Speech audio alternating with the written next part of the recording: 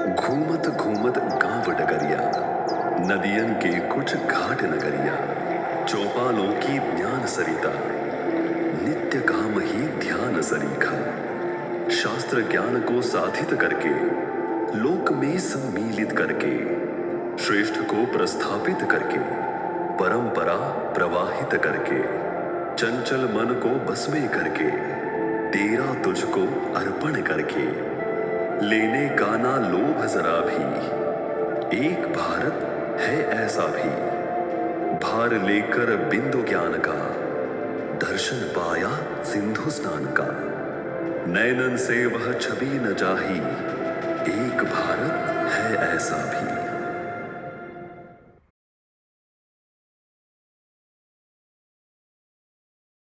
वाह, कितनी सुंदर कविता है और कितना सुंदर संगीत। सिर्फ कुछ ही वाद्यों से कितना सुंदर संगीत निकल कर आता है ना। जी, इन्हीं वाद्यों के नाद से ही तो जीवन जीवंत होता है। बिना नाद के तो जीवन ही अकल्पनीय है। और जीवन के प्रत्येक अवसर में अलग अलग प्रकार के नाद की आवश्यकता होती है। अब सोचिए, कभी आपकी सुबह पक्षियों की चहचहाहट सुनकर हो, और कभी आपकी सुबह भजन सुनकर हो, और कभी मशीनों का शोर सुनकर। इन तीनों ही अवस्थाओं में आपका पूरा दिन कैसा बीतेगा ये निर्भर करता है आपकी सुबह कैसी बीती, आपने क्या नाद सुना। इससे ऐसा ही कुछ काम के साथ भी होता है। जब किसान खेती करता है, हल चलाता है, बैलगाड़ी चलती है, घुंघरू बजता है और कारीगर अपना काम करते हैं, उसमें से अलग अलग प्रकार की ध्वनि उत्पन्न होती है। उससे एक विशेष प्रकार के वातावरण का निर्माण होता है। तो जैसा नाद वैसा वातावरण, या फिर ऐसा कहा जाए कि जिस तरह का वातावरण चाहिए वैसा नाद उत्पन्न किया जाए।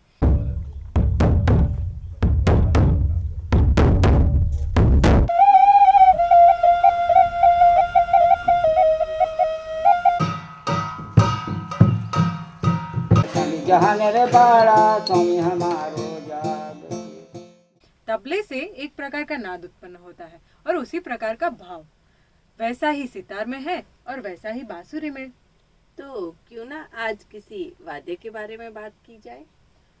हाँ, तो आइए आज बात करते हैं हम ऐसे वाद्य की जिसका नाम हम भूल ही गए हैं। दूर दराज के गांवों में हमने भिन्न भिन्न अवसरों पर अलग अलग वाद्यों को सुना है, और ऐसे ही एक वाद्य को हमने म्यूजियम में देखा है जिसका नाम है भेरी। भेरी? ये भेरी क्या है? भेरी एक ऐसा वाद्य है जिसमें लंबी से लंबी सूखी लौकी होती है, उसके साथ में एक मुड़ी हुई लौकी भी होती है, उसके साथ भी बांस होता है, और ये सबको जोड़ने के लिए मधुमक्खी के छत्ते के मोम का प्रयोग किया जाता है। वैसे आजकल तो भेरी कहीं देखने को मिलती नहीं है, लेकिन बहुत पूछने पर हमें पता चला कि दूर दराज के पहाड़ियों में बसे किसी गांव में कोई एक बूढ़े बाबा है जो भेरी बजाना ही नहीं बनाना भी जानते हैं। हम एक लंबा सफर करके उस गांव में पहुंचे। वहां सुंदर पहाड़ियों के बीच में एक घर था, उसके सामने एक बाबा बांस का काम कर रहे थे। हमने उनसे कई बातें की और उन्हें बताया कि हमें भेरी बनवानी है। हमारी बात सुनकर उनके चेहरे पर तो रौनक ही आ गई। भला कितने सालों के बाद उनके पास कोई भेरी बनवाने आया था। जब हमने बातें की तो उन्होंने भेरी को लेकर बहुत सारे किस्से हमें सुनाए। होली के समय में वहां पर पलाश, सेमल व अन्य फूलों से लदे हुए बहुत सारे वृक्ष होने के कारण पूरा वातावरण एकदम रंग बिरंगा सा हो जाता है। और ऐसे वातावरण में जब भेरी की आवाज सुनाई देती है तो गांव में बच्चों से लेकर बूढ़े सबके पैर थिरकने लगते हैं, मानो जैसे कोई मोहिनी उनके ऊपर छा गई हो। खैर, आज तो भेरी इतनी ज्यादा देखने को मिलती नहीं है, और वो बाबा पूरी कहानी सुनाते सुनाते धीरे धीरे फिर अपने वर्तमान में वापस लौटे। वो बाबा बांस की बारीक बारीक पट्टियों में से भिन्न भिन्न प्रकार की टोकरियां बना रहे थे। उनका हाथ बहुत हिल रहा था, फिर भी उनका काम सीधा हो रहा था। हमारे साथ बात करते हुए भी वो काम कर रहे थे, लेकिन काम बिल्कुल सीधा कर रहे थे। सोचिए कितनी एकाग्रता लगती होगी। हमने देखा तो उनका एक पैर कटा हुआ था, नकली पैर लगा था। उनकी आयु भी 90 वर्ष के आसपास की होगी। उनके पोते थे जो बड़े हो गए थे, उनके बच्चे थे, वो बच्चे भी बड़े हो गए थे, शायद उनके भी बच्चे होंगे। तो ऐसा भरा बुरा परिवार था उनका। हमने उनसे कहा कि इतना अच्छा खासा परिवार है, इतने बच्चे हैं, अच्छा खासा घर है, फिर इतनी बारीक मेहनत करके इतना काम करने की क्या जरूरत है भला। लेकिन उत्तर में उन्होंने एक ही जवाब दिया, जिंदा हूं तो काम तो करूंगा ही ना। और ये सुन के हम तो सोच में पड़ गए। हमारे यहाँ क्या होता है कि रिटायर होना होता है, फिर पेंशन, फिर बीमारी का टेंशन, फिर पूरे समाज से शिकायतें, और इसी में हम उलझे रहते हैं। जबकि यहाँ पर ये बाबा को देखिए, आराम से बैठे हुए काम कर रहे हैं। वृद्ध अवस्था है, पैर कटा है, लेकिन उनका काम जारी है।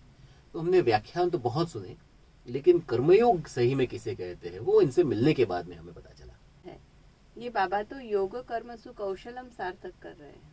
और हम जब किसी से मिलते हैं तो हम क्या बात करते हैं?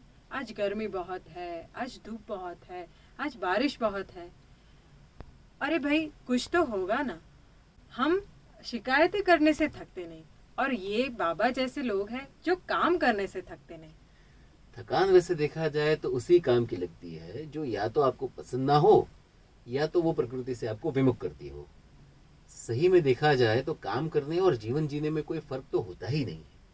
इनको देखो तो ना कोई गुस्सा, ना कोई आलस, ना कोई शिकायत, ना कोई झुंझलाहट, ना कोई बेचैनी, ना ही कोई परेशानी, और बस बैठकर अपना काम किए जा रहे हैं। तो इनको देखकर कभी कभी मन में विचार आता है कि भला ये भी कैसी अवस्था होगी जो विचलित ना करे कभी। तो सोचते रहिए और देखते रहिए एक भारत ऐसा भी। भार लेकर बिंदु ज्ञान का, दर्शन पाया सिंधु स्नान का।